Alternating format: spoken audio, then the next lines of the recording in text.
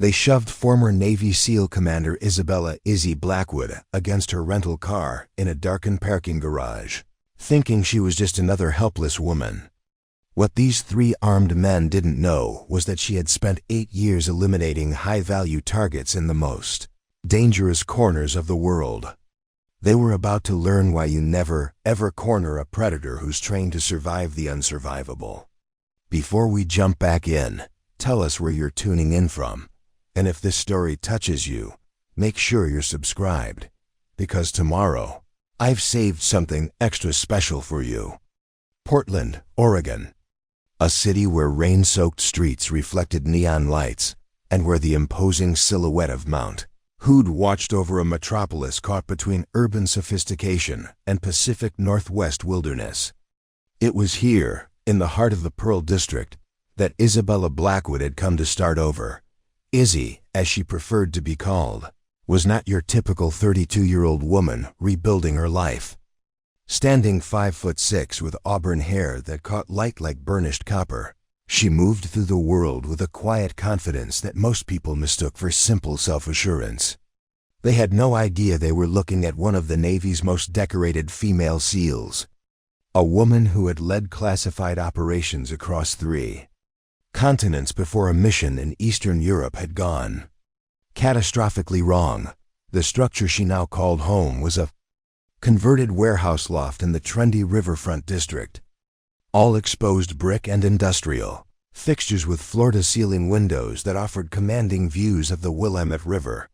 It was sparse, functional, and positioned with clear sight lines to all entry points. Habits die hard for someone trained in counter-surveillance. Izzy hadn't come to Portland for the coffee culture or the food scene. She'd come here to disappear, to let the profound silence of civilian life drown out the echoes of her last mission.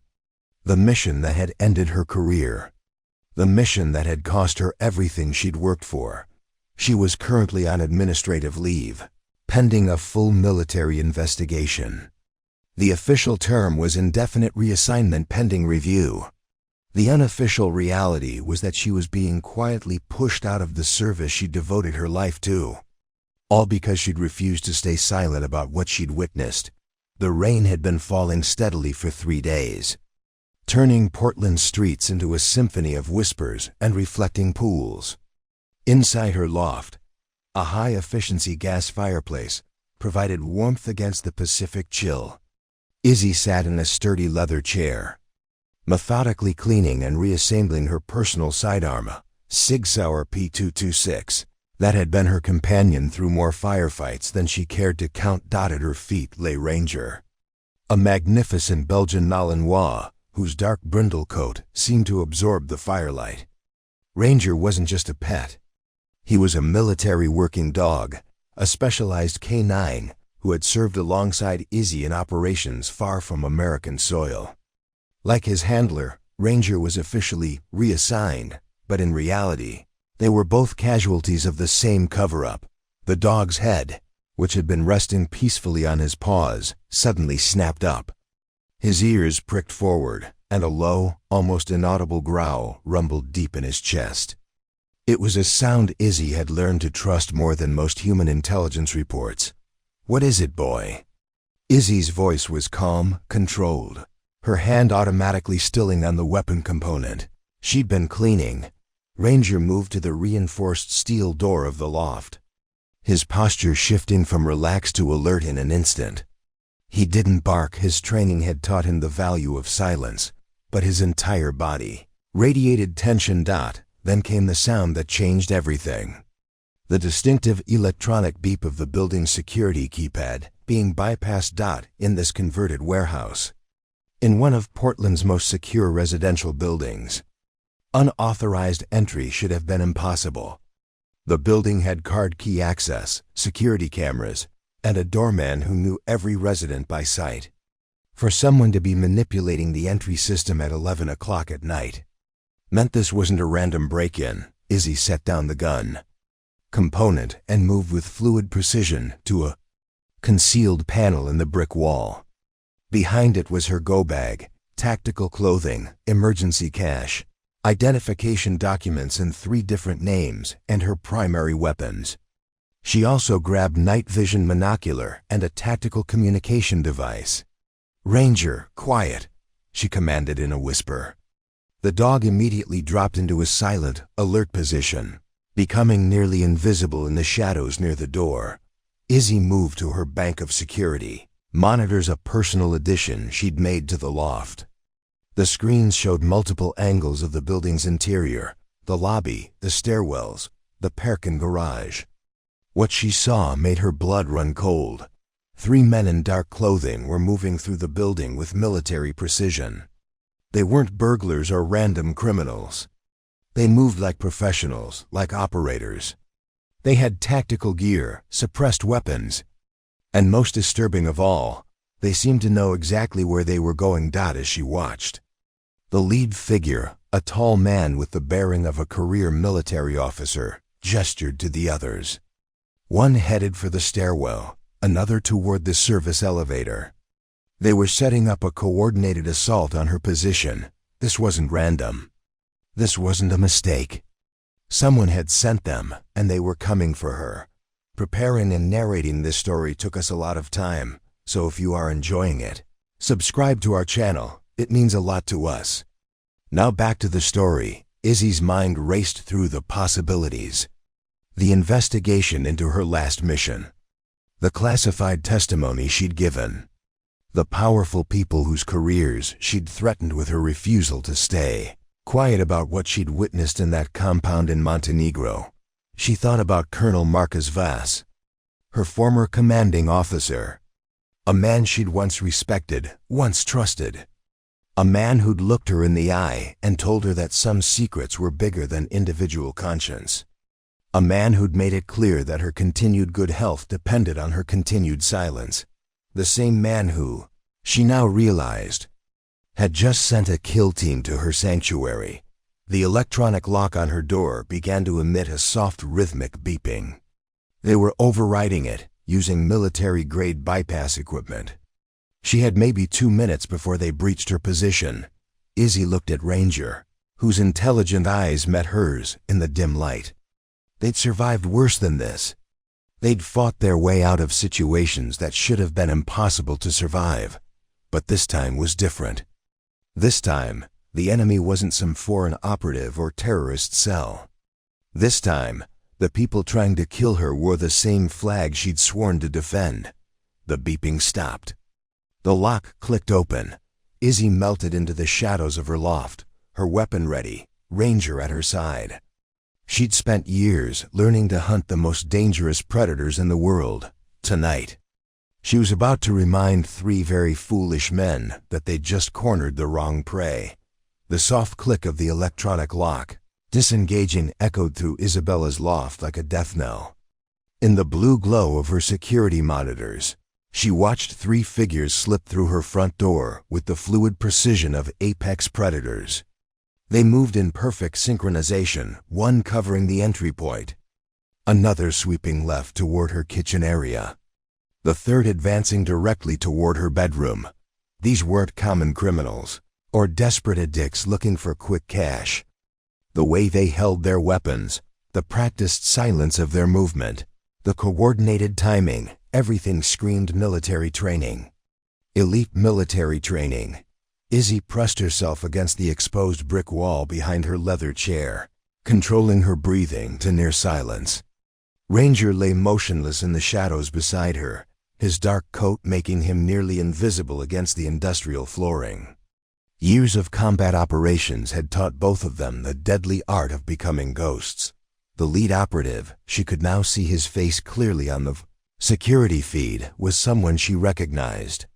Staff Sergeant Kyle Morrison, a man she'd served alongside during her second deployment in Afghanistan. A man who'd once saved her life during a Taliban ambush in the Hindu Kush Mountains.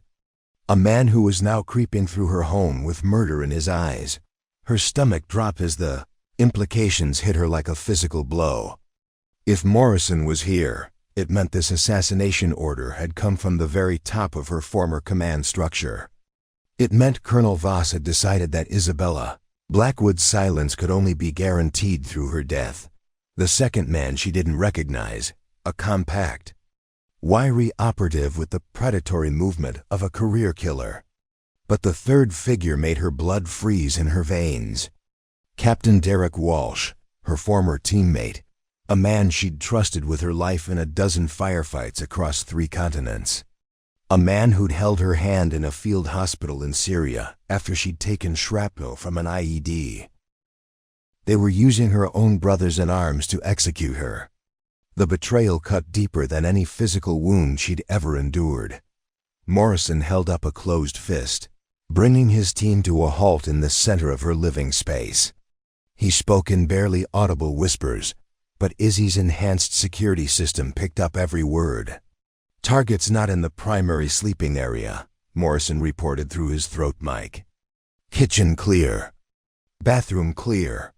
Walsh's voice came back cold and professional. "Thermal shows no heat signatures in the main living space. She's either in the utility room or—" He paused, scanning the loft's layout. "Or she knows we're here." The unknown operative, the one Izzy was already mentally cataloging as Razor, based on his sharp, angular features, moved toward the bank of windows overlooking the river. Vehicles still in the parking garage. Coats on the chair. "She's here somewhere." Morrison's next words confirmed Izzy's worst fears. "Remember, this has to look like a home invasion gone wrong. We take our time, make it messy. Colonel wants it to appear like she surprised some junkies, fought back, got killed for her trouble. What about the dog?" Walsh asked, his weapon trained on the shadows where Ranger lay hidden. "Collateral damage," Morrison replied with chilling indifference. "Make it look like it tried to protect her." Izzy's jaw clenched so hard she thought her teeth might crack. Threatening her was one thing, occupational hazard of the life she'd chosen. But threatening Ranger, her partner who'd never asked for any of this, who'd served his country with the same loyalty and courage as any human soldier, that crossed a line that transformed this from a professional elimination into something deeply personal. She touched Ranger's head with the lightest pressure. A silent command they'd practiced hundreds of times in hostile territory. The dog's muscles coiled like loaded springs, ready to explode into action at her signal. But he remained motionless and silent. Morrison advanced toward the utility area where Izzy's water heater and electrical panels were located. As he moved, his back was temporarily turned to her position. It was a tactical error, a small one. But in their business, small errors got you killed. Izzy could have taken him then. A single suppressed shot to the back of the head, and one threat would be eliminated. But that would alert the other two, and in the confined space of her loft, a prolonged firefight would likely end with all of them dead. Instead, she watched and waited, gathering intelligence. These men knew her apartment layout too well. They'd studied architectural plans, probably had surveillance footage, maybe even had someone inside the building feeding them information. This wasn't a hastily planned operation. This was a thorough, professional assassination disguised as random violence. Her tactical radio crackled to life with an incoming transmission. Morrison pressed his earpiece and whispered, "Control, this is Hunter Team. Target not at primary location. Beginning secondary sweep." The voice that came back through his comm unit made Izzy's blood turn to ice water. It was Colonel Marcus Voss himself, the man who'd once pinned a silver star on her chest for extraordinary valor in combat. "Hunter Team, you have a 15-minute window before building security makes their next round. Find her and complete the mission. The Senator is expecting confirmation by midnight." The Senator. Izzy's mind raced through the implications. Senator Patricia Hawthorne, the ranking member of the Senate Armed Services Committee. The woman whose son had been killed in the Montenegro operation that Izzy was set to testify about. The woman who had the power to destroy careers, redirect military budgets, and apparently order the elimination of inconvenient witnesses. This conspiracy reached higher than she'd imagined. Much higher. Walsh moved toward the kitchen area, his weapon sweeping methodically across potential hiding spots. As he passed the refrigerator, something caught his attention, a photograph held by a magnet. It showed Izzy and Ranger during their deployment ceremony, both of them in dress uniforms, both of them proud to serve. "She's definitely here," Walsh whispered. "Coffee's still warm. Weapon cleaning kit on the table. She knows we're coming."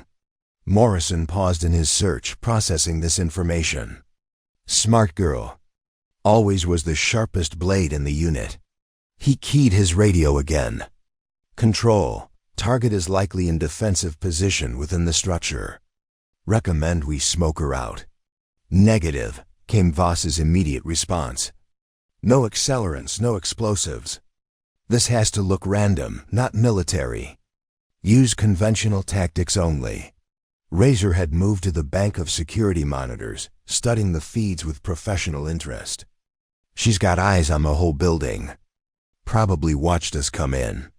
This isn't some panicked civilian we're hunting. This is an operator who knows exactly what we're here to do." The three men regrouped in the center of the loft, their weapons trained outward in a defensive triangle. They'd realized that the hunt had become a standoff, and in a standoff, the defender held most of the advantages. Morrison's voice carried a note of grudging respect. "Isabella Blackwood, we know you're here.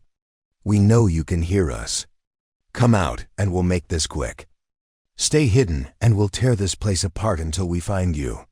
From her concealed position, Izzy studied the men who'd come to kill her. Morrison, the experienced sergeant who'd taught her advanced marksmanship. Walsh, the captain who'd been her squad leader during some of the most dangerous missions of her career. And Razor, the unknown quantity who moved like death itself. They thought they were hunting a cornered, desperate woman. They had no idea they'd just walked into the den of a predator who'd spent years perfecting the art of killing. People exactly like them. Izzy's hand moved to her sidearm, chambering around with practiced silence. Ranger's eyes met hers in the darkness, and she saw the same deadly focus that had made them the most effective hunter-killer team in their unit. The hunt was about to begin. But these three men had made a critical miscalculation about who was the predator and who was the prey. The silence in the loft stretched like a taut wire, pregnant with lethal potential. Isabella remained motionless in her concealed position, watching the three operatives through her security monitors as they processed the reality of their situation. They'd expected to find a frightened ex-soldier hiding under her bed.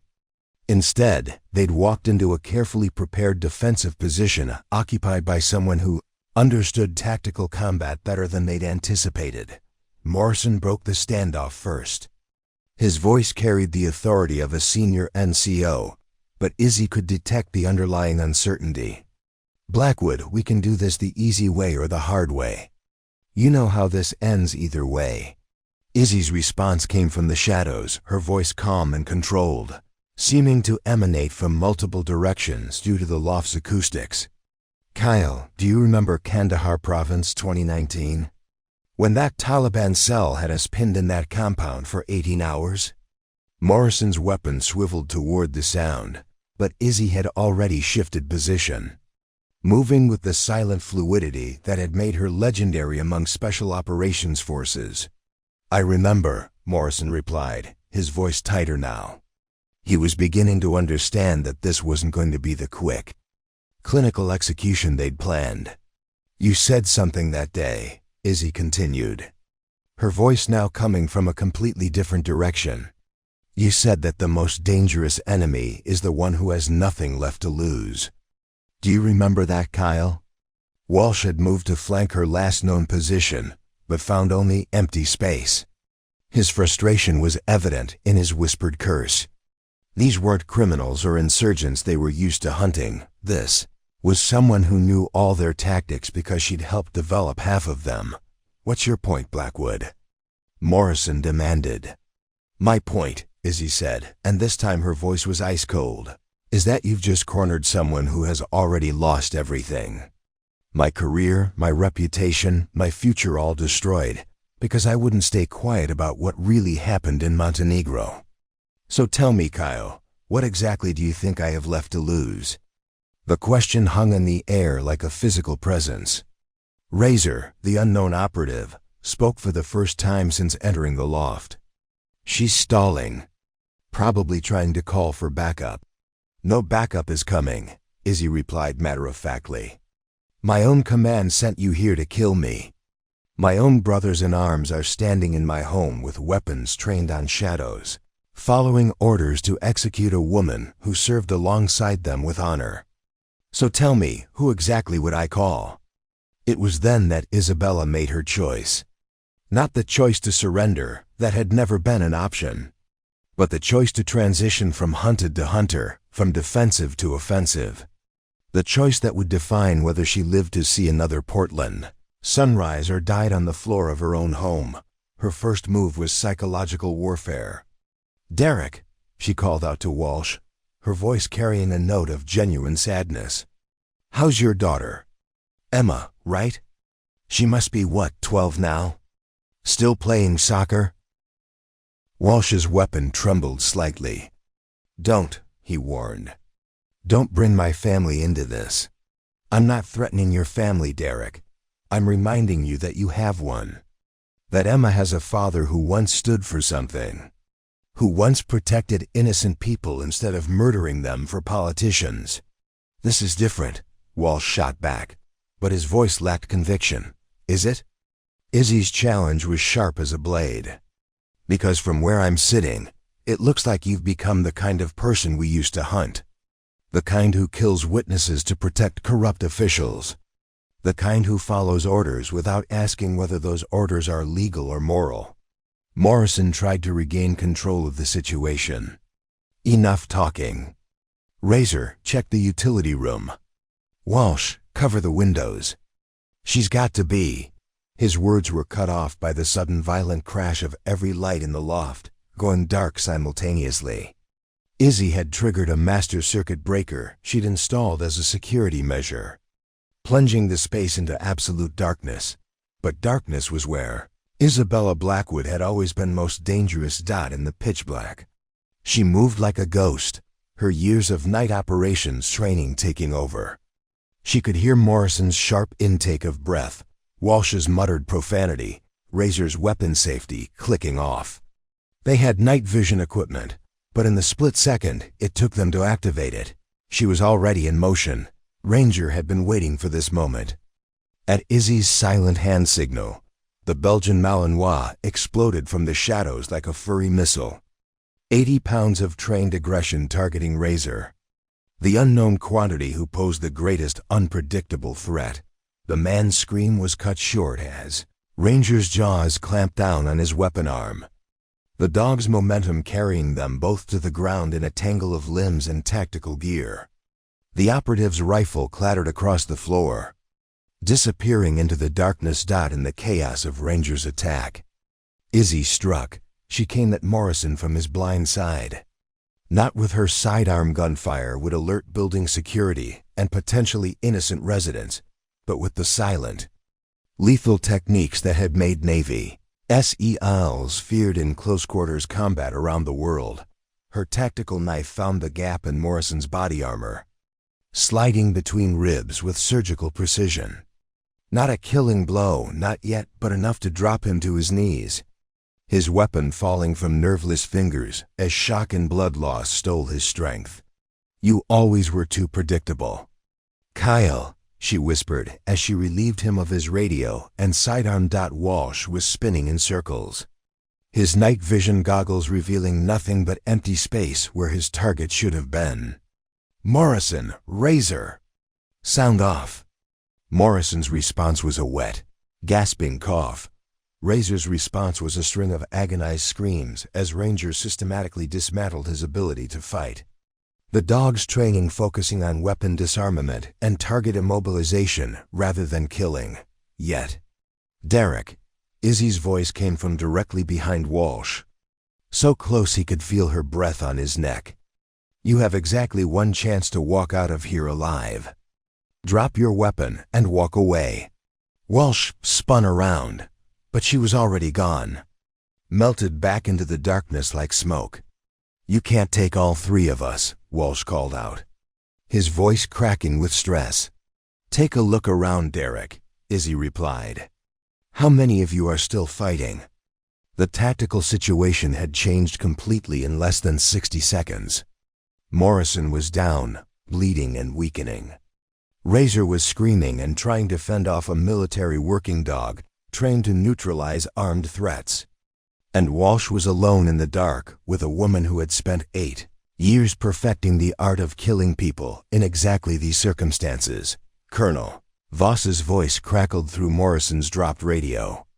"Hunter team, report status. You're approaching the deadline." Izzy picked up the radio, keying the transmit button. When she spoke, her voice was deadly calm. "Control, this is Hunter team. We have a problem." The silence that followed was deafening. "Who is this?" Voss's voice was sharp with alarm. "This is Commander Isabella Blackwood, Colonel. You know, the woman you sent 3 men to murder in her own home. The woman whose testimony you're so afraid of that you're willing to commit treason to silence her." Another pause. Longer this time. "Isabella," Voss's voice took on a paternal tone that made her skin crawl. "You don't understand the larger picture here. There are national security implications. The only thing I understand, Marcus, is that you've just made the biggest tactical error of your career. You've just proven that everything I'm prepared to testify about is true. And now I have 3 witnesses to attempted murder, conspiracy, and about a dozen other federal crimes." Walsh was backing toward the door, his weapon still raised but his confidence evaporating. "This is insane. We're all on the same side here." "No, Derek," Izzy replied, and for the first time since the lights went out, she stepped into the pale moonlight streaming through her windows.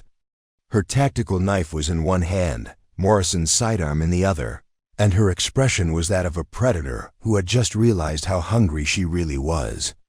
"We stopped being on the same side the moment you walked through my door planning to murder me. The hunt had become a slaughter. And Isabella Blackwood was just getting started." The emergency lighting strips along the baseboards flickered on automatically, casting an eerie red glow throughout the loft. In the crimson shadows, the aftermath of Isabella's counterattack became starkly visible. Morrison lay propped against her leather chair, one hand pressed against his bleeding side, his face pale with shock and blood loss. Across the room, Razor had managed to extract himself from Ranger's grip, but was cradled his mangled right arm. His tactical vest torn and bloody. Walsh stood frozen near the door, his weapon trained on the darkness where Izzy had vanished. Sweat beading on his forehead, despite the cool Portland night. The confident assassination team that had entered her loft had been reduced to wounded. Scattered men questioning everything they thought they knew about their target. "Jesus Christ." "Blackwood," Morrison gasped, his voice strained with pain. "What happened to you? We used to be family." Isabella stepped into the red light, her tactical knife still gleaming in her hand. Her auburn hair was pulled back in a severe ponytail, and her green eyes held the cold focus of a predator evaluating wounded prey. "Family doesn't try to murder each other for politicians. Kyle, but you're right about one thing, I'm not the same person who left the service 6 months ago." She moved with predatory grace to Morrison's dropped radio, keeping her weapons trained on Walsh while maintaining visual contact with Razor. "You want to know what happened to me? Montenegro happened. What we found in that compound happened. And what our government tried to cover up happened." Morrison coughed, specks of blood hitting his tactical vest.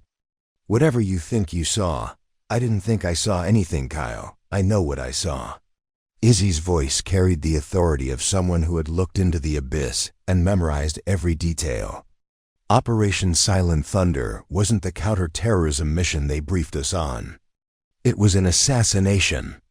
A hit job on a UN weapons inspector who'd gotten too close to Senator Hawthorne's illegal arms deals. Walsh's weapon wavered. That's not possible. We don't assassinate UN personnel, don't we?" Izzy's laugh was bitter as winter wind. Dr. Elena Vasquez, lead inspector for the UN Office for Disarmament Affairs.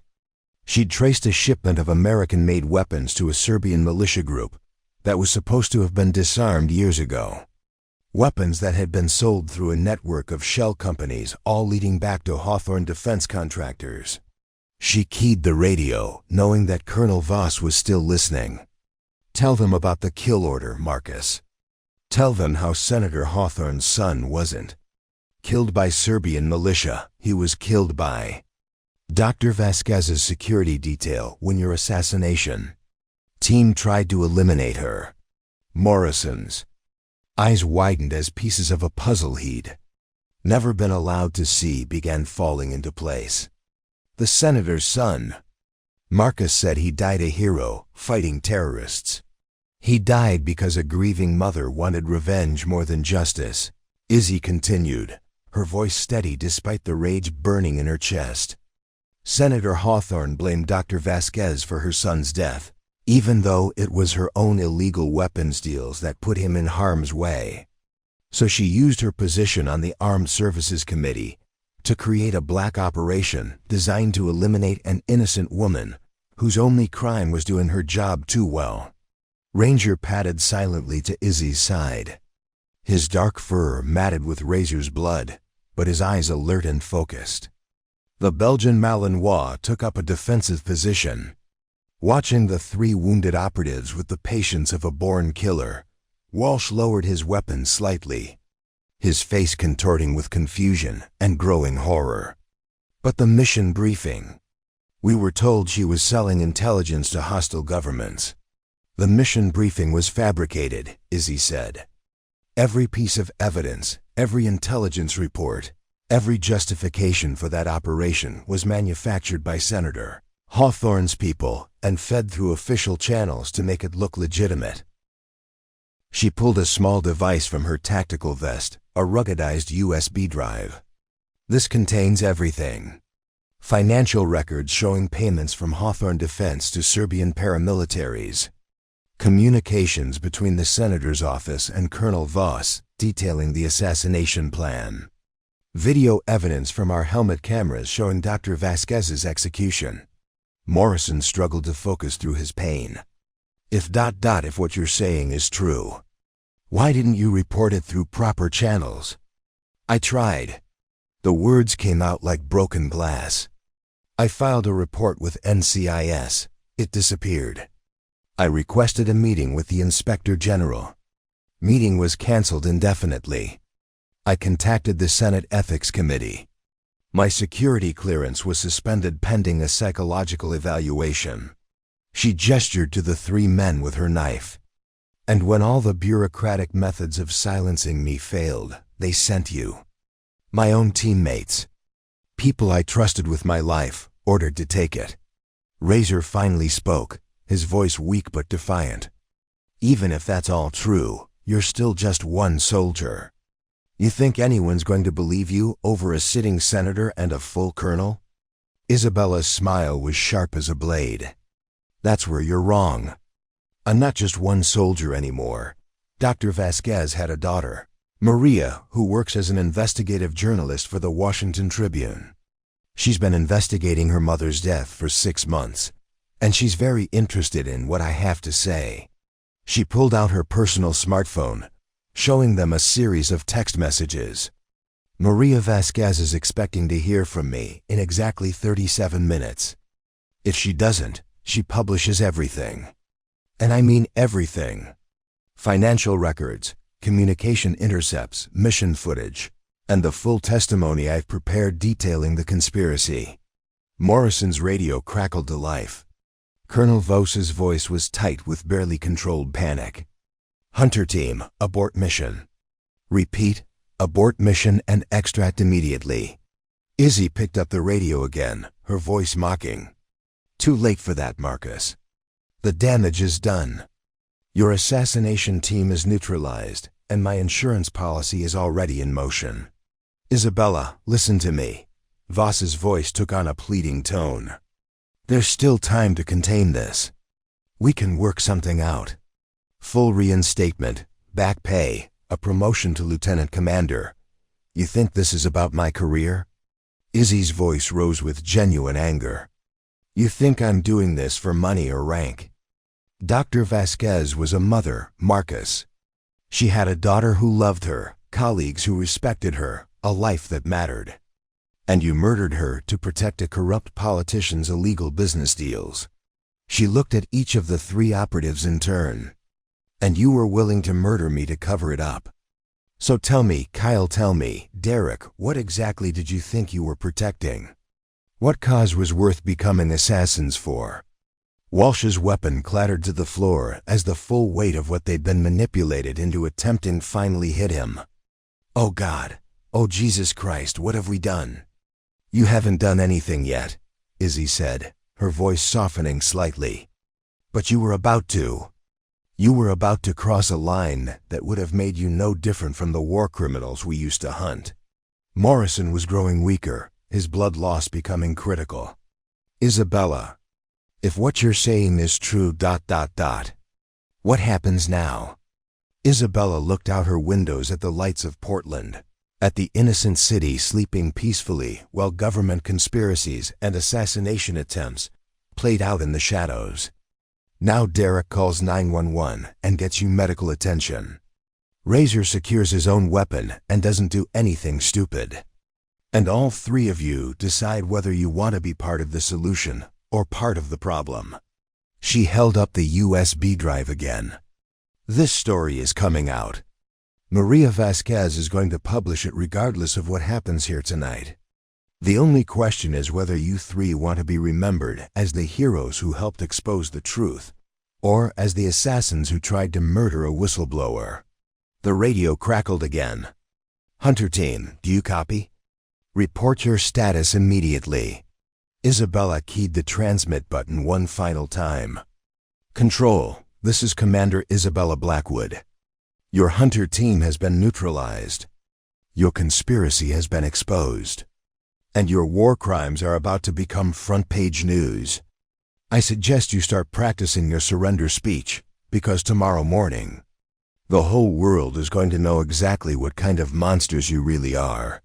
She switched off the radio and looked at the three men who had come to kill her. Gentlemen, you have a choice to make.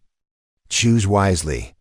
The silence that followed was filled with the weight of decisions that would define the rest of their lives. Walsh's call to 911 transformed Isabella's loft from a crime scene into a medical emergency zone within minutes. Portland fire and rescue paramedics worked frantically to stabilize Morrison while two Portland police officers stood awkwardly in the corner, unsure how to process a situation involving federal operatives, classified operations, and a decorated Navy SEAL who had just neutralized an assassination team in her own home. The lead paramedic, a weathered woman named Chun, glanced up from Morrison's stretcher. Ma'am, I need to ask, are there any other injured parties we should know about? Isabella gestured toward Razor, who sat slumped against her kitchen island, still cradling his mangled arm. Dog bite trauma, possible nerve damage. He'll need immediate surgical consultation. And the dog? Officer Martinez asked, eyeing Ranger warily.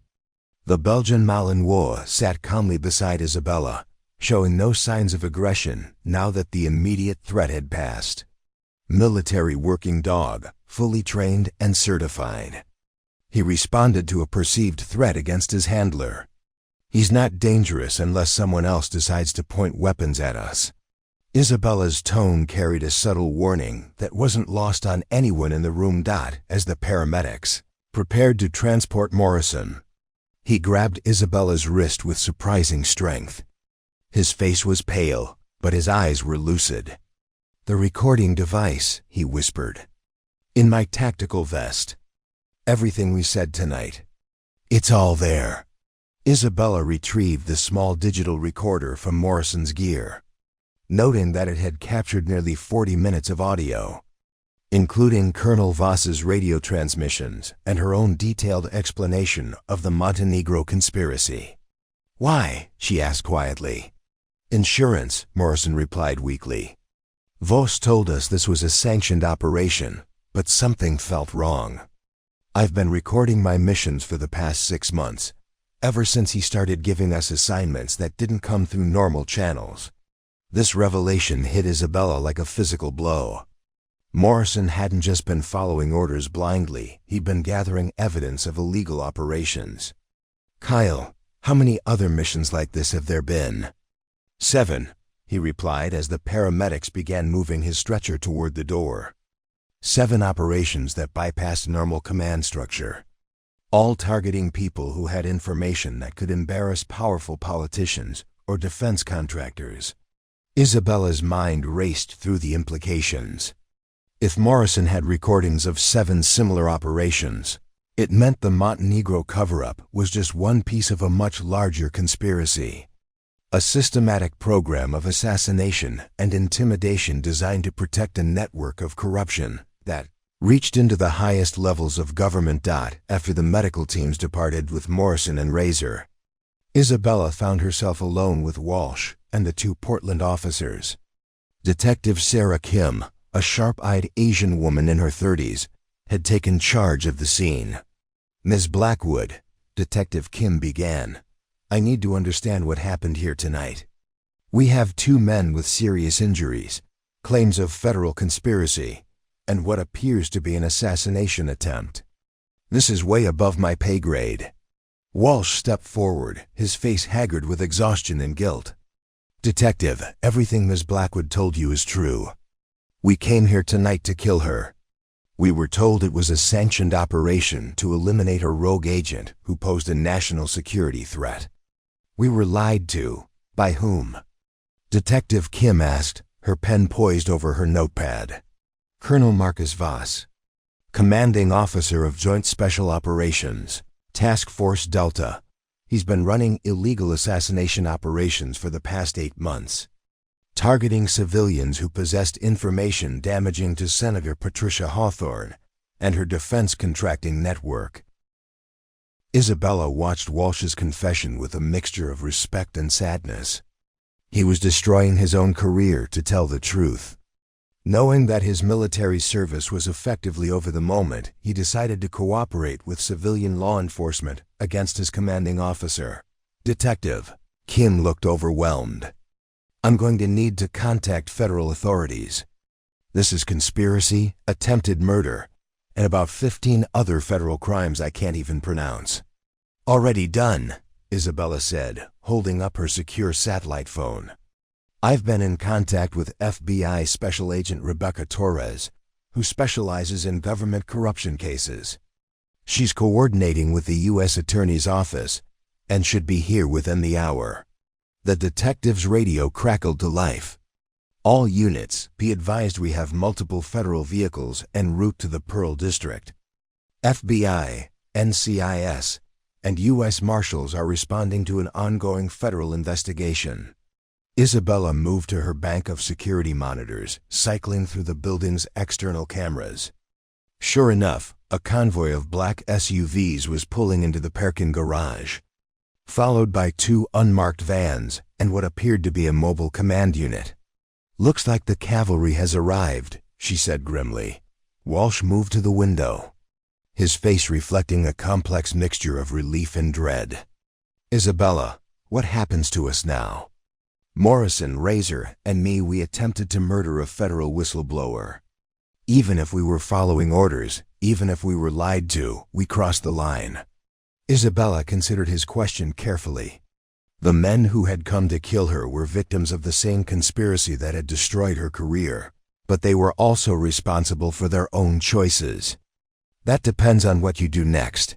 Derek Morrison's recording suggests this conspiracy is much larger than just the Montenegro operation. If you're willing to testify, if you're willing to help expose the full scope of what Voss and Senator Hawthorne have been doing, then maybe there's a path to redemption. And if we don't cooperate?" Isabella's expression hardened. "Then you go to federal prison for conspiracy to commit murder.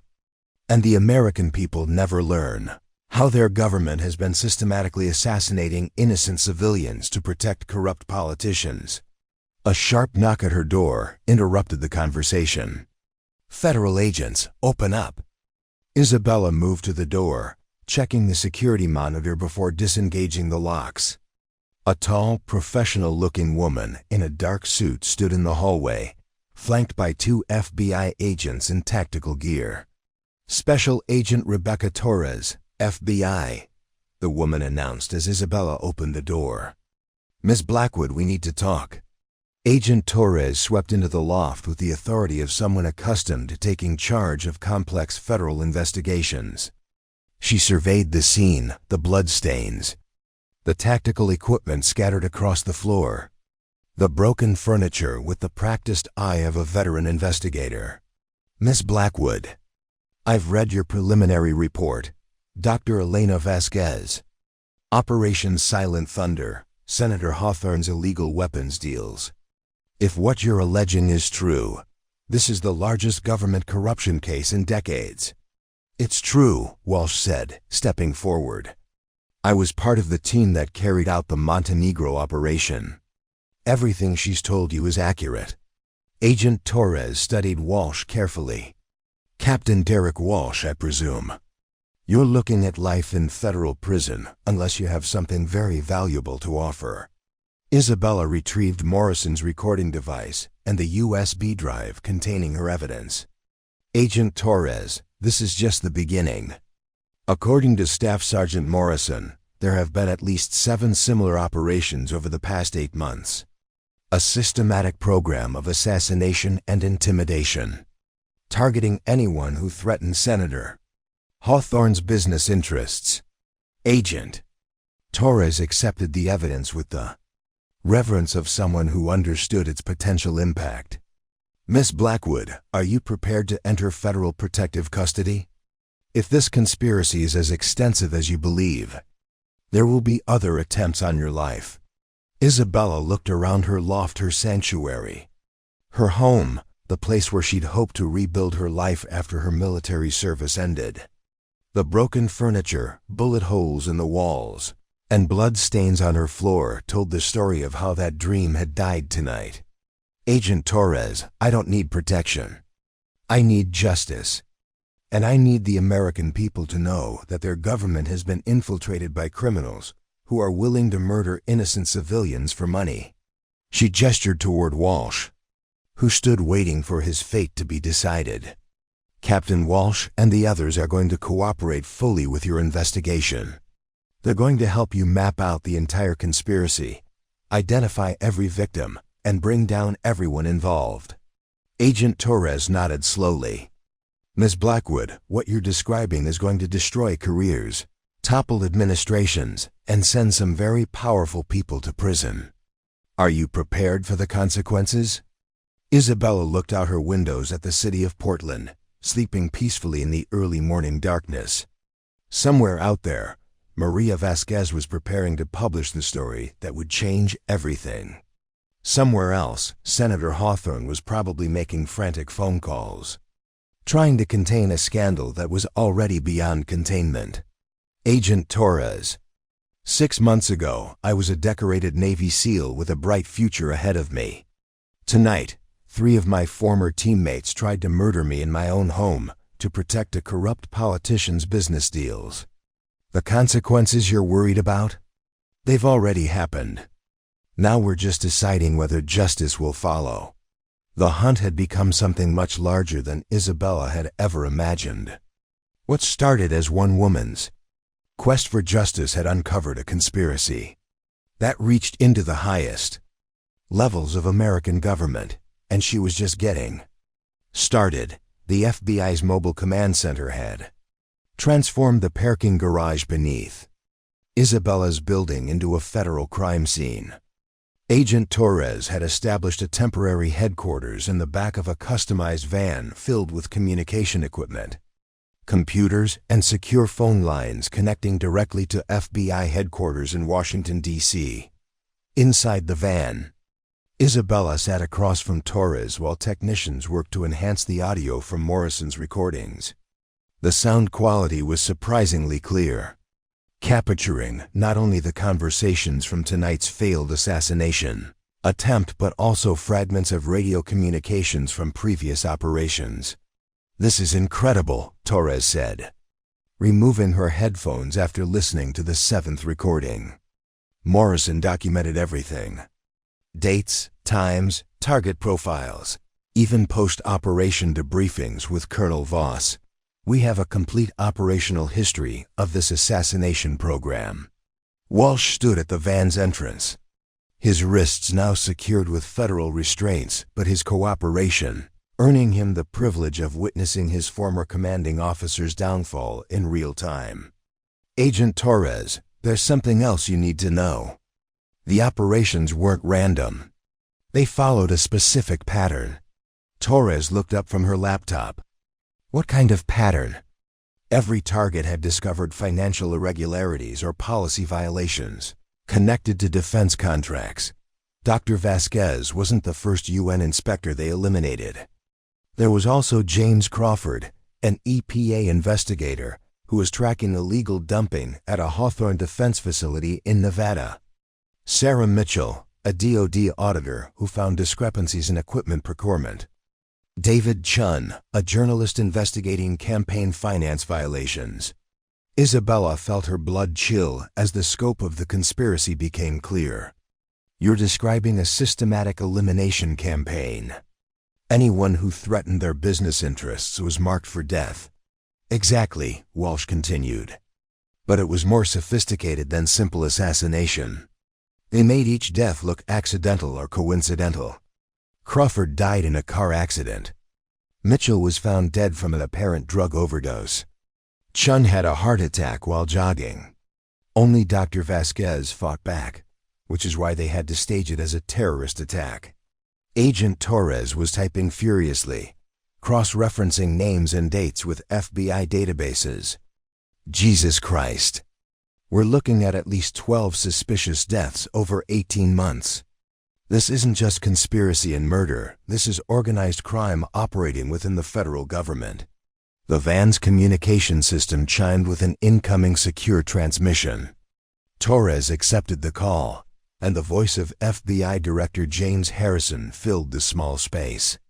Agent Torres, I've been briefed on your situation. The Attorney General is taking personal oversight of this investigation. We're treating this as a matter of national security. Director Harrison, we have multiple federal crimes, including conspiracy to commit murder, racketeering, and what appears to be a systematic program of political assassination. We need immediate arrest warrants for Colonel Marcus Voss and Senator Patricia Hawthorne. Negative on the senator, Harrison replied, his voice tight with political tension. She's currently in session, and arresting a sitting senator requires coordination with Senate leadership. We need ironclad evidence before we move on someone that powerful. Isabella leaned toward the microphone. Director Harrison, this is Commander Blackwood. Senator Hawthorne ordered the execution of a UN weapons inspector and has been systematically murdering American citizens to protect her business interests. How much more evidence do you need? A pause before Harrison responded. Commander Blackwood, I understand your frustration, but we have to follow proper procedures. Political figures require. Sir, with respect, Isabella interrupted. While you're worried about procedures, Senator Hawthorne is probably destroying evidence and planning her next move. We have a narrow window of opportunity here. Agent Torres studied her laptop screen, where new information was streaming in from FBI analysts at Quantico. Director, we just received preliminary financial analysis of Hawthorne defense contractors. They've received over $2.8 billion in no-bid defense contracts over the past 2 years, all approved by committees where Senator Hawthorne held decisive influence. That's not illegal if the proper channels were followed, Harrison replied. Walsh stepped closer to the microphone. Director Harrison, Captain Derek Walsh here. I participated in these operations. The senator didn't just influence contract decisions. She actively ordered the elimination of anyone who questioned those contracts. I have direct knowledge of conversations where she specifically requested the permanent removal of oversight personnel. Isabella's secure satellite phone buzzed with an incoming text message. She glanced at the screen and felt her stomach drop. The message was from Maria Vasquez, Isabella, something's wrong. Federal agents just raided my apartment and seized all my research on my mother's death. They had a warrant signed by a federal judge. What's happening? She showed the message to Agent Torres, whose face darkened with understanding. They're moving to contain the story. Someone with serious federal authority just classified Maria's investigation. Isabella was already dialing Maria's number. The call went straight to voicemail. She tried again with the same result. Agent Torres, we need to find Maria Vasquez immediately. If they've silenced her, then our entire insurance policy is gone. Torres was coordinating with her field agents when another secure communication came through. This time, the caller identification showed it was coming from the Pentagon. This is General Patricia Andrews. Joint Chiefs of Staff. Agent Torres, you are to cease all investigative activities related to Operation Silent Thunder immediately. This matter has been classified at the highest levels of national security. Isabella grabbed the microphone before Torres could respond. General Andrews, this is Commander Isabella Blackwood. Are you seriously ordering the FBI to halt an investigation into the systematic murder of American civilians? Commander Blackwood, you are out of line and out of jurisdiction. Operation Silent Thunder was a classified counter-terrorism operation, and any discussion of its details constitutes a violation of federal law. General, I was there. I saw Dr. Vasquez executed in cold blood. I have video evidence of war crimes committed by American forces under false pretenses. Commander, you are under direct orders to surrender all classified materials and submit to immediate debriefing. Failure to comply will result in charges of treason and espionage. Isabella looked at Agent Torres, who was staring at her communication equipment, in disbelief. The federal law enforcement apparatus was being systematically shut down by military authority, effectively ending their investigation before it could expose the full scope of the conspiracy. General Andrews, Isabella said, her voice steady despite the rage burning in her chest. I took an oath to defend the Constitution against all enemies, foreign and domestic. I will not surrender evidence of war crimes to the people who ordered them. She disconnected the call and turned to Torres. Agent Torres, how long before federal marshals arrive to arrest me? Torres checked her watch. Based on response time from the nearest federal facility, maybe 20 minutes. Walsh stepped forward, his face grim with determination. There's something else. Morrison's recordings include conversations with other team members. We weren't the only assassination unit. Colonel Vos has been running at least 3 separate teams, each handling different types of targets. Isabella felt the weight of the conspiracy pressing down on her like a physical force. They weren't just fighting corruption within a single military unit. They were fighting a shadow war being waged against American citizens by their own government. Agent Torres, we need to get out of here. If they're shutting down your investigation, then we're on our own. Torres looked at her equipment, her case files, her entire federal career spread out around her. Miss Blackwood, if I help you evade federal custody, I'm throwing away 20 years with the Bureau. Isabella met her eyes with the steady gaze of someone who had already lost everything. Agent Torres, if you don't help me, then Dr. Vasquez died for nothing. Ben Carter died for nothing. All those other victims died for nothing. And tomorrow, Senator Hawthorne will order more assassinations to protect her empire. The sound of approaching vehicles echoed through the parking garage. Heavy engines, multiple units. The unmistakable sound of a federal response team moving in to contain the situation. Torres made her decision in that moment, closing her laptop and grabbing the most critical evidence files. Ms. Blackwood, I hope you have a very good escape plan. Isabella smiled grimly, her hand resting on Ranger's head. Agent Torres, I'm a Navy SEAL. Escape plans are what we do best. The hunter had become the hunted once again. But this time, Isabella wasn't running from her enemies, she was running toward the truth. carrying evidence that could bring down the most powerful criminals in American government. Real war was just beginning. The emergency exit from Isabella's building led to a narrow alley that connected to the Pearl District's network of service roads. Agent Torres had disabled the building's fire alarm system remotely, allowing them to slip out undetected while federal marshals stormed through the main entrance 3 floors above. Isabella moved through the Portland darkness with Ranger at her side, followed by Torres and Walsh, who was still technically under federal arrest, but had become an essential witness to their survival. The rain had started again, turning the city streets into a maze of reflections and shadows that provided perfect cover for their escape. "My vehicle is compromised," Torres said quietly as they reached the end of the alley. "Federal GPS tracking, communication monitoring, the works. We need alternative transportation."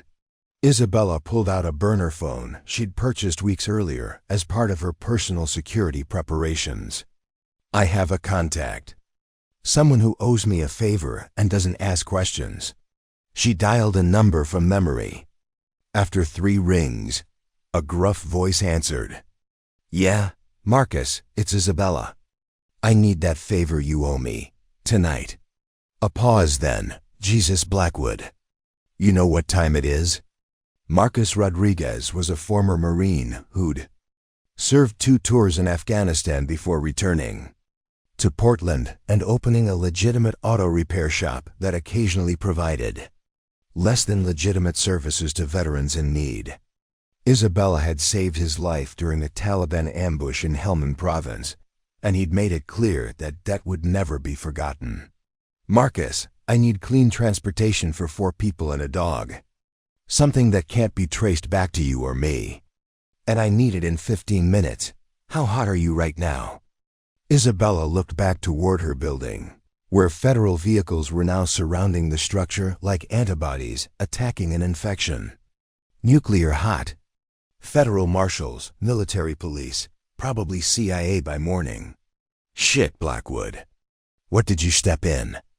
"Government conspiracy, systematic assassination, and about 15 federal crimes that I didn't commit, but someone very powerful wants to blame me for." Another pause, longer this time. "Corner of Burnside and 3rd, under the bridge. Black Ford Transit van, Oregon plates Charlie 779er. Keys in the wheel well. You never saw me. I never talked to you. Marcus, don't thank me, just stay alive. And if this goes bad, you make sure people know the truth. That's what we fought for over there, right? The truth." The line went dead. Isabella pocketed the phone and turned to the others. "We have transportation. Move." They made their way through Portland's industrial district, using service alleys and maintenance corridors that Isabella had mapped during her months of paranoid preparation. The rain intensified, turning their journey into a cold, miserable slog through urban terrain that felt increasingly hostile with each passing minute. Agent Torres kept checking her secure phone, monitoring federal communications channels. "They've issued a bolo for all 4 of us. Isabella Blackwood, wanted for espionage and treason. Derek Walsh, wanted for violation of federal custody. Rebecca Torres, wanted for obstruction of justice and aiding a fugitive. What about Ranger?" Isabella asked, scratching her dog's ears as they walked. "Dangerous animal, to be destroyed on sight if separated from handler." Isabella's jaw tightened. "Over my dead body." They reached the rendezvous point under the Burnside Bridge, where the black transit van waited exactly as promised. Isabella found the keys and started the engine while the others climbed into the back. The vehicle was clean, unregistered, and equipped with enough fuel to reach the Canadian border if necessary. "Where are we going?" Walsh asked as Isabella pulled into traffic. "Somewhere we can regroup and figure out our next move." "Agent Torres, how long before they realize we've escaped?" Torres checked her watch. "They're probably discovering the empty building right about now. We have maybe 30 minutes before they expand the search perimeter citywide. Isabella's burner phone buzzed with an incoming text from an unknown number. Isabella, this is Maria Vasquez. Using friend's phone. FBI raided my apartment, but didn't find everything. I still have copies of Mother's files hidden off-site. Meet me at Multnomah Falls Visitor Center, parking lot B, tomorrow at dawn. Come alone. She showed the message to Torres, who frowned at the screen. It could be a trap. If they've compromised Maria, they could be using her to draw you out. Or she could be our only remaining chance to get this story published, Isabella replied. Either way, we need to make contact. Walsh leaned forward from the back seat. There's something else we need to consider. Morrison mentioned 3 assassination teams. If Colonel Voss realizes we've escaped with evidence of the entire program, he might activate the other teams to clean up loose ends. Isabella felt a chill that had nothing to do with the Portland rain. You mean eliminate everyone who knows about the conspiracy? Exactly. Other team members, support personnel, anyone who could testify about illegal operations. Voss might decide that a mass casualty event is preferable to a public trial. Torres was accessing FBI databases on her secure tablet, cross-referencing Morrison's recordings with personnel files. If Walsh is right, we could be looking at dozens of potential victims.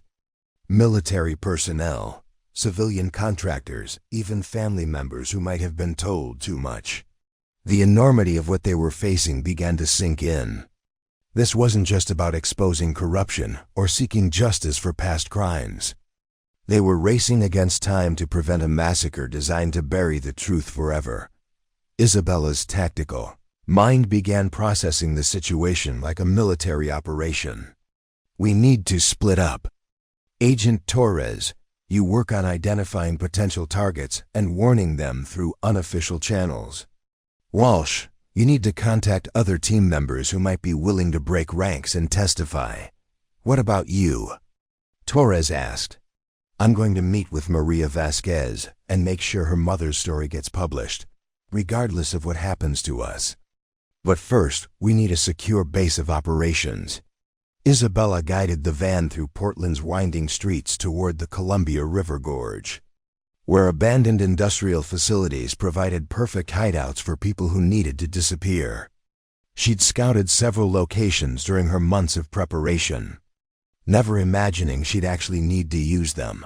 The safe house she'd selected was a defunct paper mill on the Washington side of the Columbia River, 20 miles east of Portland.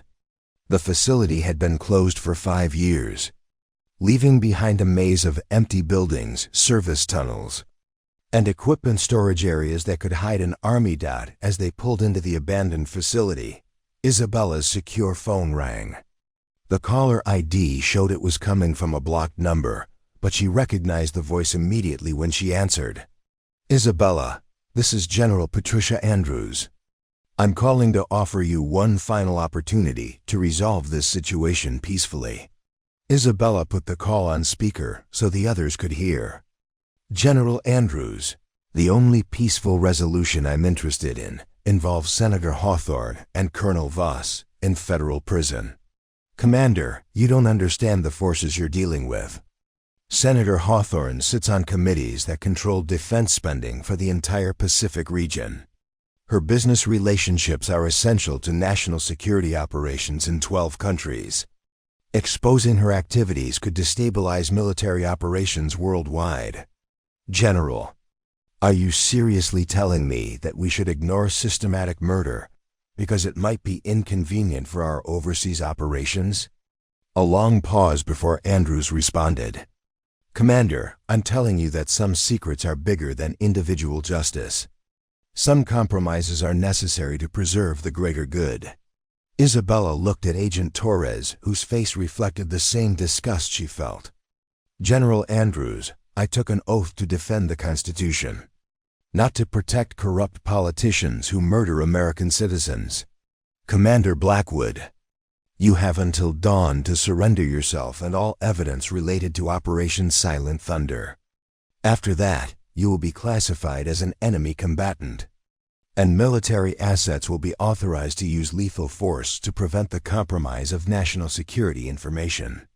The line went dead, leaving them in the cold darkness of the abandoned mill with the weight of an ultimatum that transformed them from fugitives into targets of their own.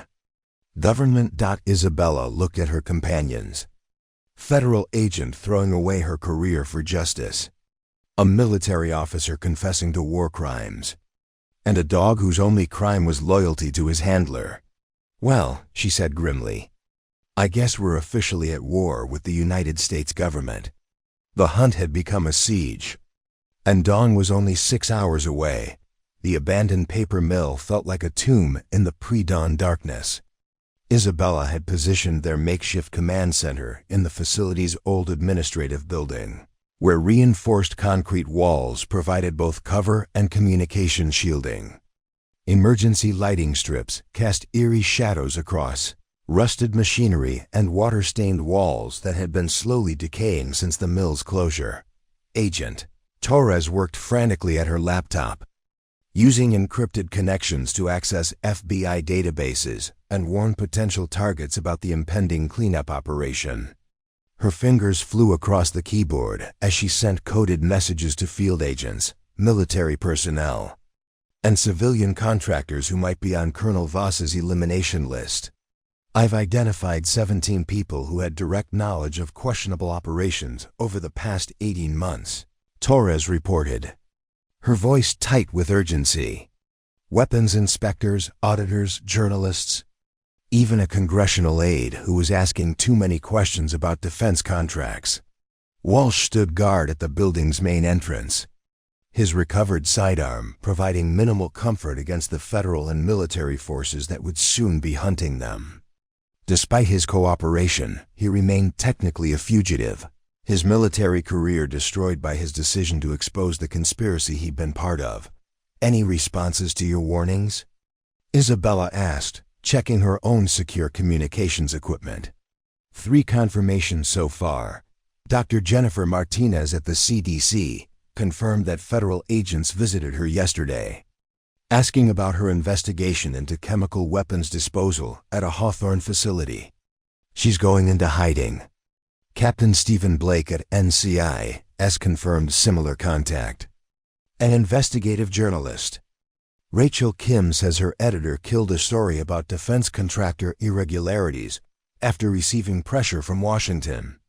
Isabella felt the familiar weight of tactical planning settling over her.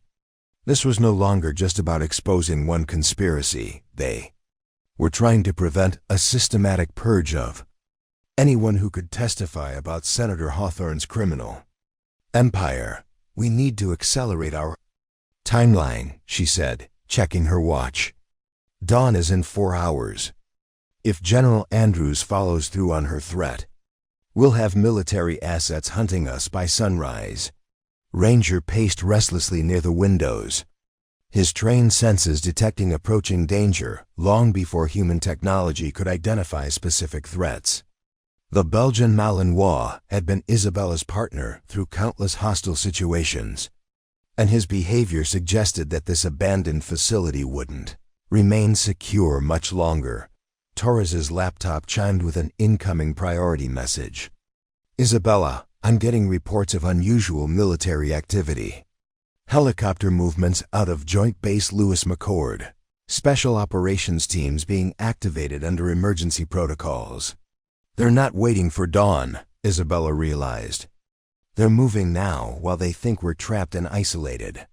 Walsh's radio crackled with intercepted military communications. Hunter 6, this is Control.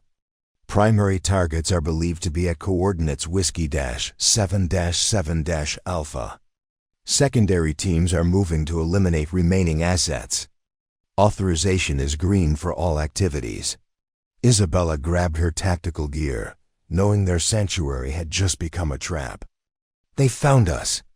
Torres, how long to pack your essential equipment? 2 minutes for the critical files and communication gear. Walsh, what's the fastest route out of this facility? Service tunnel system leads to the river. From there, we can access the maintenance road network. But as they prepared to evacuate, Isabella's burner phone rang with an incoming call from Maria Vasquez. She answered immediately, fearing the worst. "Isabella, thank God." Maria's voice was tight with panic. "They took me. Federal agents, but not real FBI.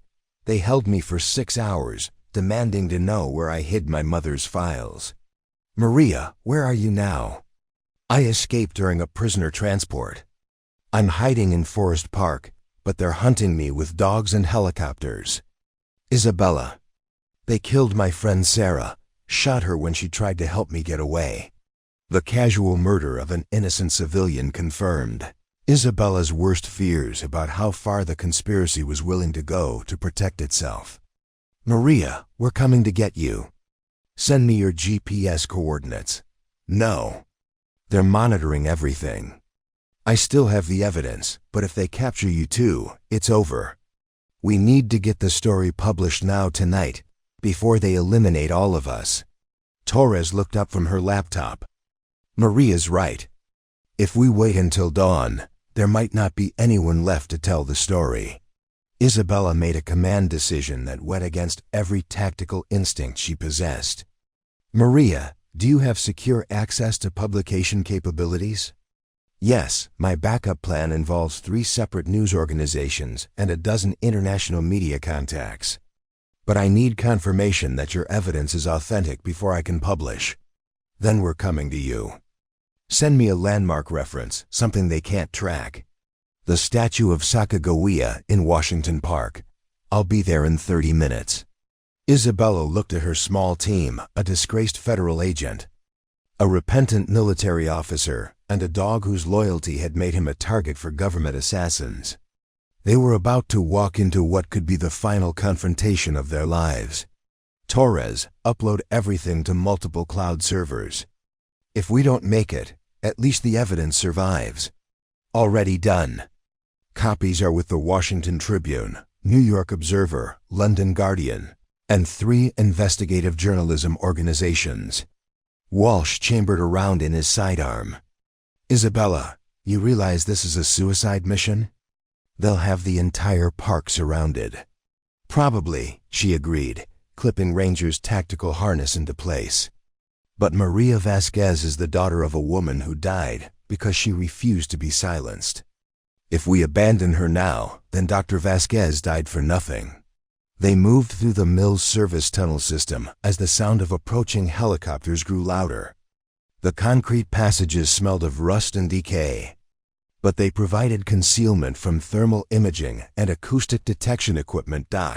As they emerged near the Columbia River, Isabella could see searchlights sweeping the abandoned facility they'd just evacuated. Military vehicles were surrounding the complex, and tactical teams were preparing to breach buildings that were already empty. "They're using overwhelming force," Torres observed. "This isn't an arrest operation.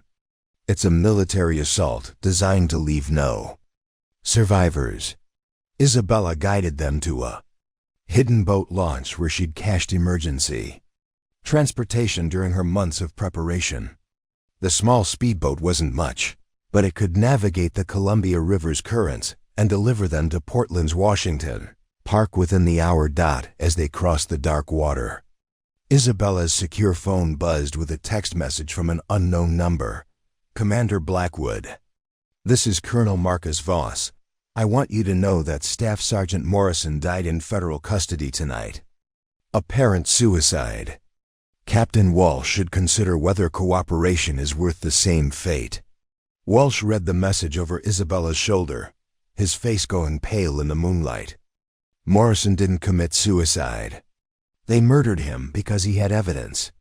"They're sending a message," Isabella said grimly. "Cooperate and die, or resist and die.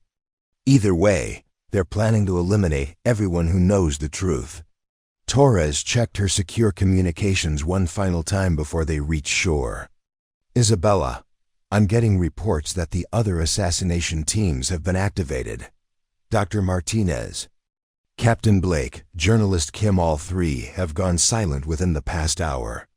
The systematic elimination of witnesses was accelerating beyond their ability to prevent it. Senator Hawthorne and Colonel Voss had decided that mass murder was preferable to public exposure, and they had the resources to make it happen. As they approached the Portland shore, Isabella could see the lights of Washington Park in the distance. Somewhere in those wooded hills, Maria Vasquez was waiting with evidence that could bring down the most powerful criminals in American government. Between them and Maria stood the full resources of a conspiracy that had already demonstrated its willingness to murder anyone who threatened its existence. Isabella checked her weapons one final time, knowing that the next few hours would determine whether justice would prevail or whether the truth would be buried, along with everyone who dared to speak it. The final battle was about to begin. Washington Park's dense forest canopy provided perfect cover for both predators and prey. Isabella moved through the wooded trails with Ranger at her side, using night vision equipment to navigate the terrain, while avoiding the thermal imaging sweeps from helicopters circling overhead. The sound of rotor blades was constant now, a mechanical heartbeat that reminded them they were being hunted by their own government.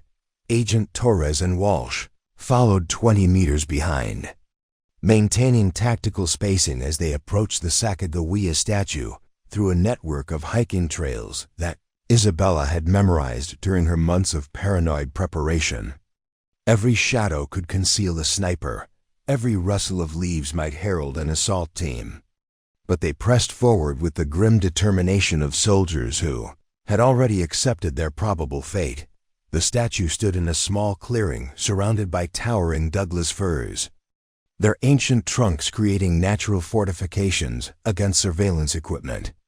As Isabella approached the rendezvous point, she spotted Maria Vasquez crouched behind the bronze monument, her laptop open and glowing in the darkness. Maria looked nothing like the confident journalist Isabella had expected.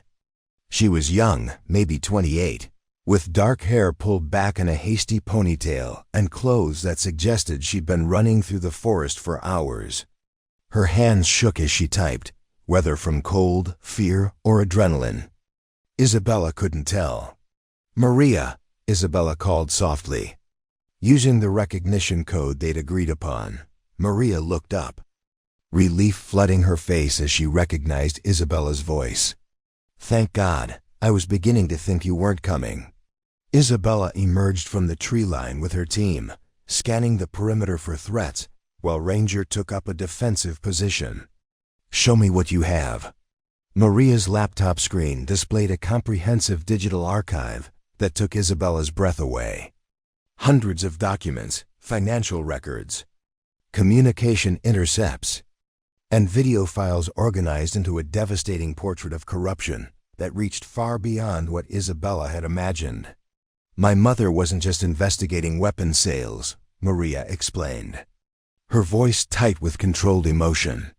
She'd uncovered an entire shadow network of defense contractors, politicians, and military officers who were systematically looting the federal budget, while eliminating anyone who threatened their operation.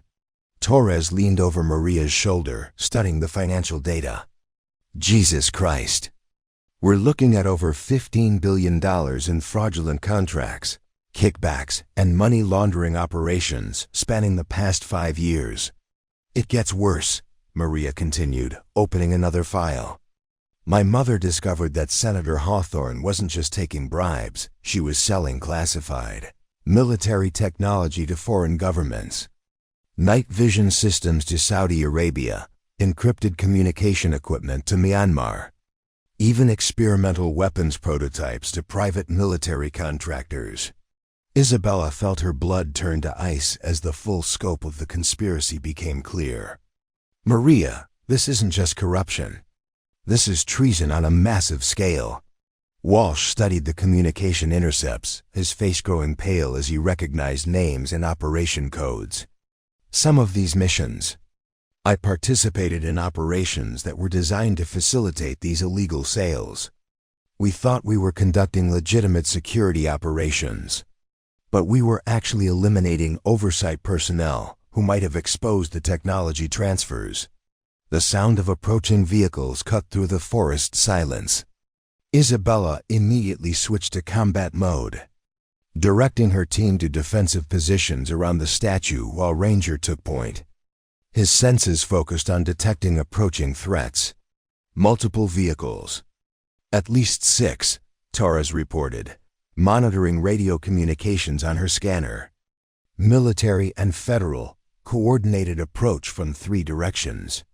Isabella's tactical mind processed their situation with brutal clarity. They were surrounded in an open clearing with minimal cover, facing overwhelming odds, and carrying evidence that could destroy the careers of some of the most powerful people in American government. Maria, how long to upload everything? 15 minutes for the complete archive. 5 minutes for the essential files. Torres, what's our communication status? Cell towers are being jammed, but I have a satellite uplink that should hold for another few minutes. The first muzzle flashes erupted from the tree line as Colonel Voss's elimination teams opened fire. Isabella threw herself behind the statue's base, pulling Maria down with her while return fire from Torres and Walsh kept the attackers at bay. Ranger, attack left, Isabella commanded, and the Belgian Malinois exploded from cover like a guided missile, targeting the sniper position that posed the greatest immediate threat. The forest erupted into a chaotic firefight as military-grade weapons lit up the darkness. Isabella's team was outnumbered at least 10-1, but they had superior defensive positioning and the desperate motivation of people fighting for their lives and the truth. Upload status, Isabella shouted over the gunfire. 60% complete. Maria replied, her fingers flying across the keyboard even as bullets splintered the tree trunk above her head. Walsh's accurate fire had neutralized 2 attackers, but more were advancing through the forest with coordinated precision.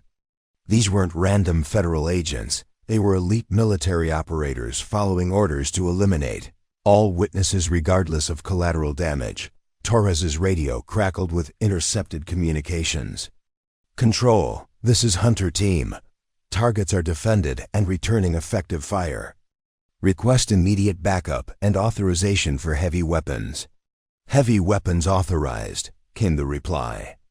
Eliminate all targets. No survivors. Isabella realized with crystalline clarity that their government had just authorized the murder of American citizens on American soil to protect a criminal conspiracy. The country she'd sworn to defend had become the enemy she was fighting. 80%. Maria called out. A new sound cut through the gunfire, the distinctive whistle of incoming mortar rounds. Isabella had seconds to act before high explosive shells turned their position into a crater. Move!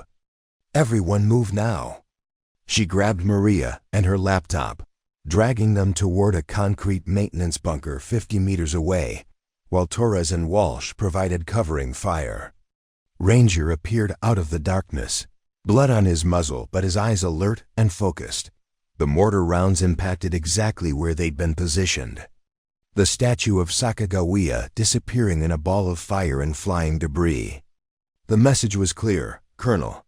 Voss's forces were willing to destroy a national monument to eliminate 4 people who knew too much. Inside the maintenance bunker. Maria's laptop showed 95% upload completion. So close, but the concrete walls were already taking hits from small arms fire as the assault teams closed in for the final elimination. Torres, do you have communication with the outside world? Satellite link is holding, but barely. Isabella made the hardest decision of her military career. Torres, contact every news organization, every government oversight agency, every international human rights organization you can reach. Tell them that the United States government is conducting illegal military operations against American citizens to cover up treason and mass murder. Isabella. That's the truth, Isabella interrupted. And if we die here tonight, at least the world will know why. The bunker door exploded inward as shaped charges tore through the reinforced concrete. Combat-equipped soldiers poured through the breach, their weapons trained on 4 people who had become inconvenient witnesses to the greatest government conspiracy in modern American history. Drop your weapons. The team leader's voice was amplified by tactical communications equipment. Surrender now and your deaths will be quick. Isabella looked at Agent Torres, who was still frantically transmitting evidence to news organizations around the world. She looked at Walsh, whose cooperation had cost him everything but had finally put him on the right side of justice. She looked at Maria Vasquez, whose mother's murder had started this entire investigation. 100% upload complete, Maria whispered. Closing her laptop with a satisfied click, Isabella smiled grimly, raising her weapon for the final firefight. Gentlemen, you're too late. The truth is already out there. The last thing she heard before the shooting started was Torres's voice on the satellite radio. This is FBI Special Agent Rebecca Torres. We are under attack by United States military forces. If you're receiving this transmission, investigate Senator Patricia Hawthorne and Colonel Marcus Voss for treason, conspiracy, and the systematic murder of American citizens. The truth had escaped.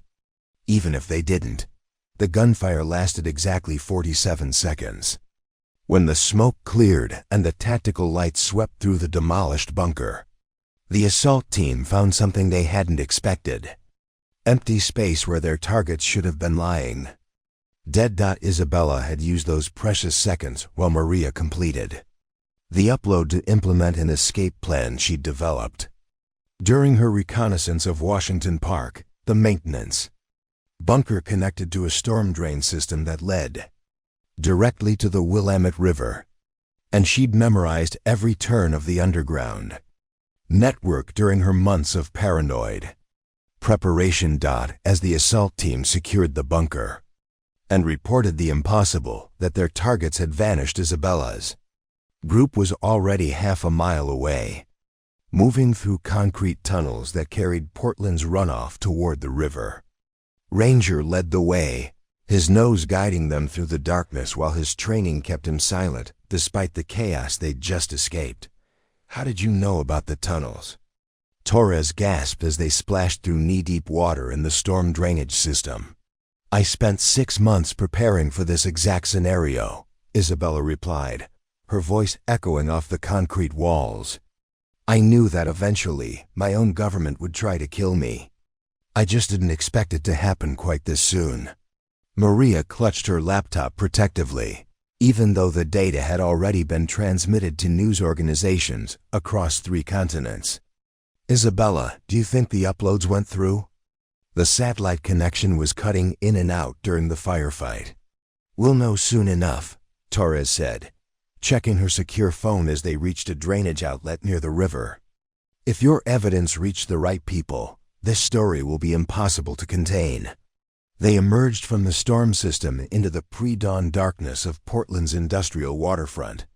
The city looked peaceful from their position, but Isabella knew that Colonel Voss's forces were probably surrounding every potential safe house, monitoring every communication channel, and preparing to eliminate any loose ends that might have survived the Washington Park assault.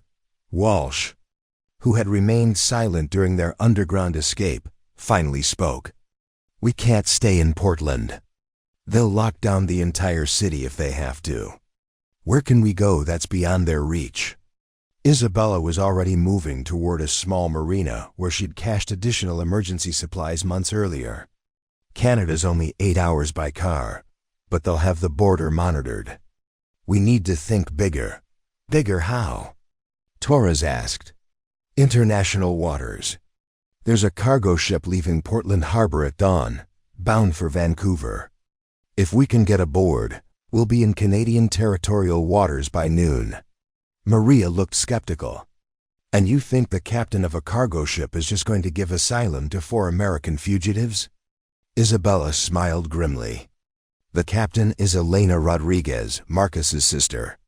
She owes me the same favor her brother did, and she has even less love for the federal government. As they made their way through the marina, Isabella's secure phone buzzed with an incoming call. The caller ID showed it was coming from an international number she didn't recognize. Commander Blackwood? The voice was crisp, professional, with a slight British accent. Who is this? James Mitchell, BBC World Service. Ms. Vasquez's evidence package reached our newsroom 20 minutes ago. We're preparing an emergency broadcast that will air simultaneously in London, New York, and Washington, D.C. in 30 minutes. Isabella felt a surge of vindication mixed with relief. Mr. Mitchell, you need to know that United States military forces just attempted to murder 4 American civilians to prevent this story from being published. We're aware. Agent Torres's satellite transmission reached our sister organization in Canada. Commander, the world is about to learn what Senator Hawthorne and Colonel Vos have been doing. But you need to understand, they're going to deny everything and claim you're all foreign agents or domestic terrorists. Let them claim whatever they want, Isabella replied. The evidence speaks for itself. Torres was monitoring federal communication channels on her scanner. Isabella, you need to hear this. They're reporting to Washington that all 4 targets were eliminated in the Washington Park operation. According to official channels, we're all dead. The implications hit immediately. If they were officially dead, it meant the conspiracy had bought itself time to prepare a cover story, destroy additional evidence, and potentially eliminate other witnesses before the news broke internationally. How long before the BBC broadcast? Isabella asked. 22 minutes, Mitchell replied. But Commander, there's something else. We've received similar evidence packages from sources in Washington, D.C., Nevada, and Afghanistan. This conspiracy appears to be much larger than even your investigation suggests. Isabella processed this information as they reached the cargo ship that would carry them to safety. Other whistleblowers were coming forward, probably inspired by Maria's courage to finally break their silence about what they'd witnessed. Captain Elena Rodriguez met them at the gangway, her weathered face showing the same stubborn determination as her brother Marcus. Isabella, Marcus said you might need help disappearing for a while. Welcome aboard the Pacific Star. Elena, you need to know that helping us makes you a target. The people hunting us have killed federal agents, military personnel, and civilians. Then it's a good thing we'll be in international waters before they figure out where you've gone, Elena replied. Besides, Marcus told me what you did for him in Afghanistan. Family debts don't have expiration dates. As the cargo ship's engines rumbled to life, and they began moving down the Columbia River toward the Pacific Ocean, Isabella gathered her companions on the bridge to watch the BBC's emergency broadcast on Captain Rodriguez's satellite television, the screen filled with James Mitchell's serious face as he began the report that would change everything. Good morning. This is a BBC World Service special report. We have received credible evidence of a massive conspiracy within the United States government involving the systematic murder of American citizens, the illegal sale of military technology to foreign governments, and the theft of billions of dollars in federal defense spending. The broadcast showed financial documents, communication intercepts, and video evidence that painted an undeniable picture of corruption reaching the highest levels of American government. Senator Patricia Hawthorne's face appeared on screen alongside photos of Dr. Elena Vasquez, Ben Carter, and the other victims of the assassination program. The evidence suggests that Senator Hawthorne, working with military officer Colonel Marcus Vos, has been operating an assassination program designed to eliminate oversight personnel who threatened their illegal business operations. Mitchell continued. Isabella watched as her own military photograph appeared on screen. Identified as a decorated Navy SEAL who had attempted to expose the conspiracy and had been targeted for elimination as a result. Torres's phone buzzed with incoming calls from news organizations around the world. Isabella, everyone wants to interview us. CNN, Fox News, Al Jazeera, Reuters, they're all requesting immediate comment. Not yet, Isabella replied, watching the Portland skyline disappear behind them as they entered the Columbia River Gorge. We give interviews after we're safely in Canadian waters and after we're sure this story has reached enough people that silencing us becomes pointless.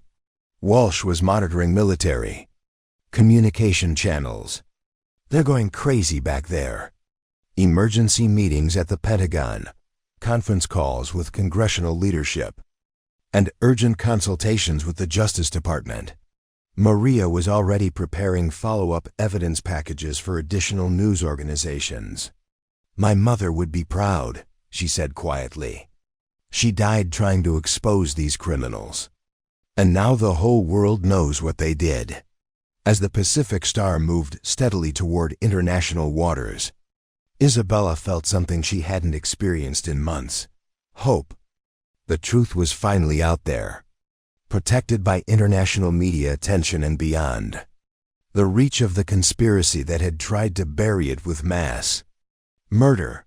But she also knew that Senator Hawthorne and Colonel Voss wouldn't surrender without a fight. They had too much money, too much power, and too much to lose to simply accept defeat. The real battle was just beginning, and it would be fought in courtrooms, congressional hearing rooms, and the court of public opinion rather than in the shadows of abandoned mills and forest clearings. For the first time since this nightmare began, Isabella allowed herself to believe that justice might actually be possible. 3 months later, Isabella Blackwood stood at the podium in the Hart Senate office building, facing a packed gallery and a panel of senators whose political careers hung in the balance. The Senate Select Committee on Intelligence had convened emergency hearings to investigate what the media had dubbed the Hawthorne conspiracy, and Isabella's testimony was the centerpiece of proceedings that had captivated the nation. She wore her dress blue Navy uniform, every ribbon and medal precisely placed, her auburn hair pulled back in regulation style. The contrast between the decorated officer at the podium and the hunted fugitive who had escaped through Portland's storm drains was striking. But her green eyes held the same unwavering determination that had carried her through the darkest moments of the conspiracy. Senator Hawthorne used her position on the Armed Services Committee to facilitate the sale of classified military technology to hostile foreign governments, Isabella testified, her voice clear and steady despite the gravity of her words. Over a period of 5 years, she authorized the transfer of night vision systems, encrypted communications equipment, and experimental weapons prototypes in exchange for payments totaling over $40 million. The committee chairman, Senator Robert Hayes, leaned forward. Commander Blackwood, you're alleging that a sitting United States senator committed treason for personal financial gain. That's an extraordinary accusation. Senator Hayes, the evidence is extraordinary. Financial records show direct payments from foreign defense contractors to shell companies controlled by Senator Hawthorne. Communication intercepts document her coordination with Colonel Voss to eliminate oversight personnel who threatened to expose these illegal sales. And mission footage shows American military forces executing civilians under false pretenses to protect her business interests. In the gallery, Maria Vasquez sat with tears streaming down her face as Isabella described her mother's murder. The young journalist had become a hero to transparency advocates worldwide. Her courage in preserving and publishing her mother's evidence, inspiring other whistleblowers to come forward with their own testimonies about government corruption. Agent Rebecca Torres, seated at the witness table beside Isabella, added her own devastating testimony. Senator Hawthorne and Colonel Voss operated a systematic assassination program that eliminated at least 19 American citizens over 18 months. Federal investigators, military auditors, journalists, congressional staff members, Anyone who posed a threat to their operation was marked for elimination. The political fallout had been swift and merciless. Senator Hawthorne had resigned her seat within hours of the BBC broadcast, claiming health issues while her lawyers fought extradition requests from international criminal courts. Colonel Voss had been arrested by military police and was facing court-martial proceedings on charges that included treason, conspiracy, and multiple counts of murder, but the conspiracy's reach had extended far beyond two corrupt officials. The investigation had uncovered a network of defense contractors, military officers, and government bureaucrats who had facilitated or covered up illegal activities. Spanning multiple administrations and both political parties, Captain Derek Walsh, granted immunity in exchange for his cooperation, provided the committee with devastating testimony about the scope of the assassination program. "We were told we were conducting counter-terrorism operations," he said, his voice heavy with remorse. "We believed we were protecting national security. Instead, we were murdering innocent Americans to protect criminal business deals."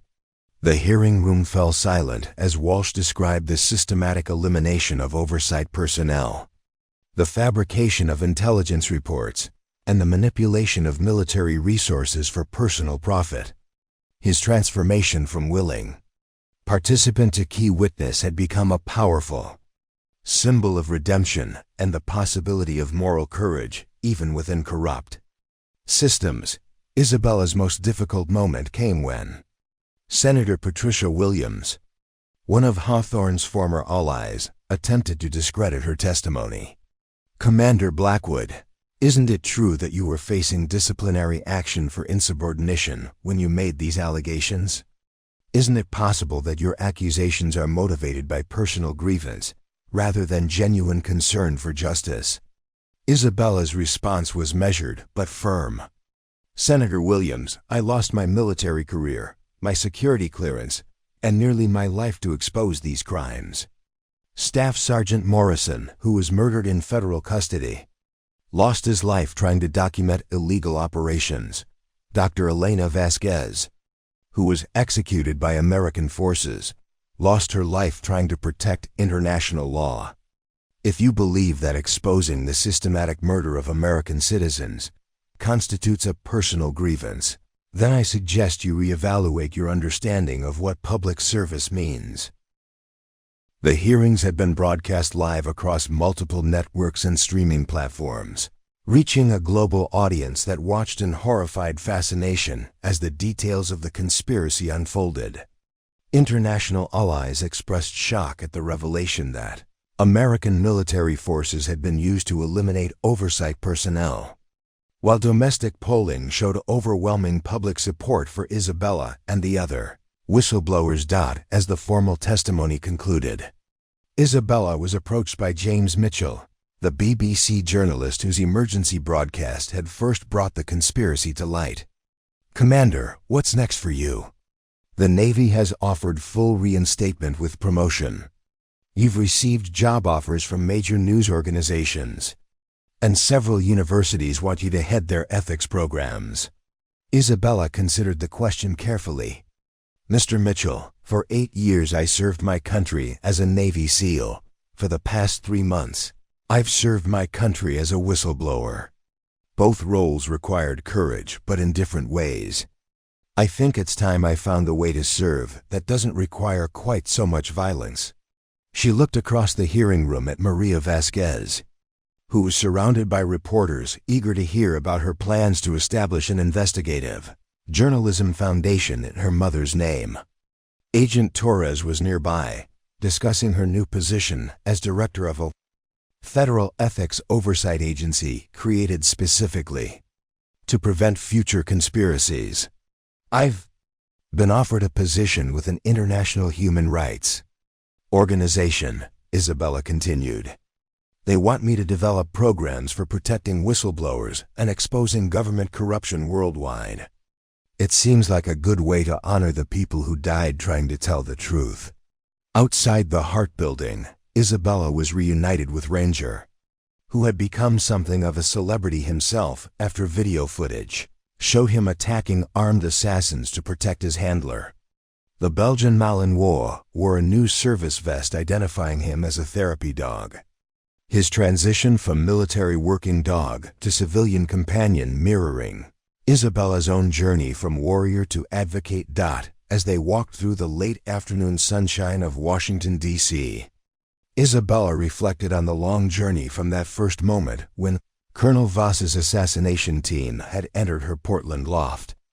The conspiracy had been exposed, the criminals were facing justice, and the American people had been reminded that even their own government could become corrupted by power and greed. But perhaps most importantly, she had learned that the courage to stand against corruption didn't require special training or extraordinary circumstances. It simply required ordinary people deciding that some principles were worth defending. Regardless of the personal cost, Maria Vasquez had shown that courage when she preserved her mother's evidence and risked her life to publish it. Agent Torres had shown it when she chose justice over her federal career. Captain Walsh had shown it when he decided to testify against his former commanding officer and staff. Sergeant Morrison had shown it when he secretly recorded illegal operations, knowing that exposing the truth might cost him everything. As Isabella and Ranger walked toward their hotel, she received a text message from Alana Rodriguez. The cargo ship captain who had carried them to safety saw you on the news. Mom would be proud. Fair winds and following seas. Isabella smiled, scratching Ranger's ears as they continued through the nation's capital. The hunt was over, the truth had prevailed, and justice was finally being served. But more than that, she had learned that you never really know who might be a hero until someone decides to corner them and discovers they've made a fatal mistake.